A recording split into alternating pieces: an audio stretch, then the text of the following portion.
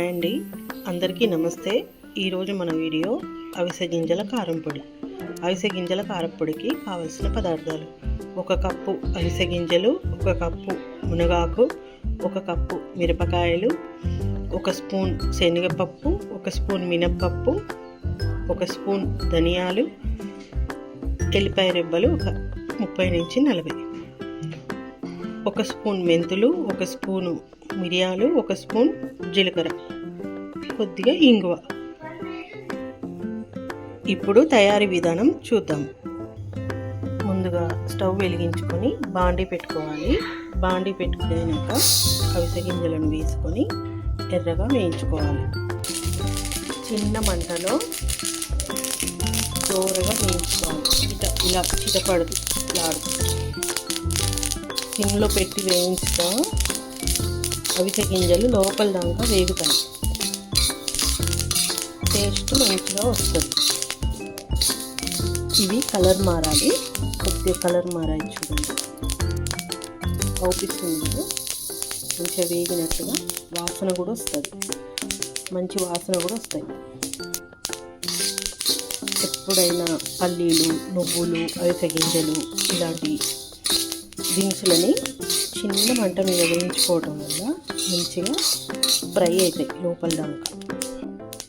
ఇప్పుడు ఈ వేగిన అవిసె గింజల్ని ఒక ప్లేట్లోకి మార్చుకుందాము. అవిసె గింజల్ని ఇలా మంచిగా చిన్న మంటలో వేయించుకోవడం వల్ల లోపల దాకా వేగుతాయి.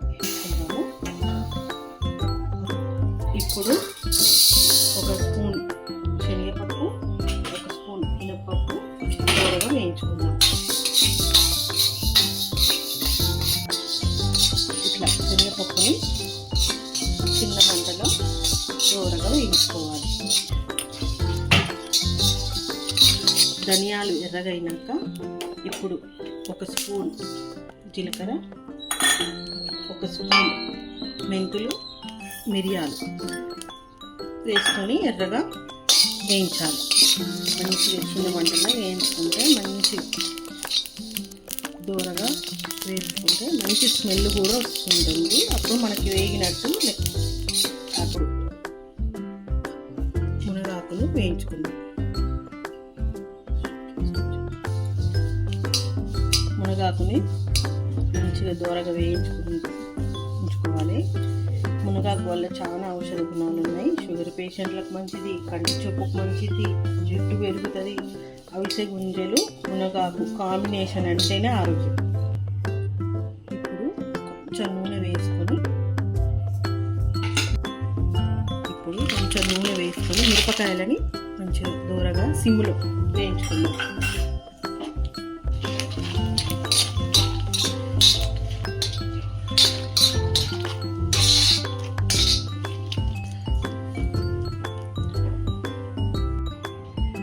ఇవన్నీ చల్లారనిచ్చి గుప్పెడు ఎల్లిపాయలు, కొంచెం ఇంగువ.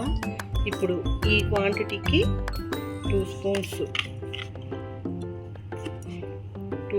ఉప్పు వేసి కొంచెం ఇంగువ వేసి మంచిగా పౌడర్ చేసుకోవాలి. ఇవన్నీ పోసుకొని మంచిగా ఫైన్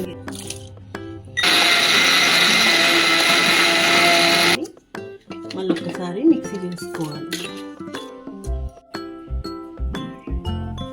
మునగాకు కారం పొడి రెడీ. ఇడ్లీలోకి, దోశలోకి చాలా బాగుంటుంది. ఒకసారి ట్రై చేసి చూడండి. Thank you. ఇదైతే ఈ వీడియో కనుక నచ్చినట్లయితే do follow, subscribe and share. Thank you. అంతే, ఆపేసి.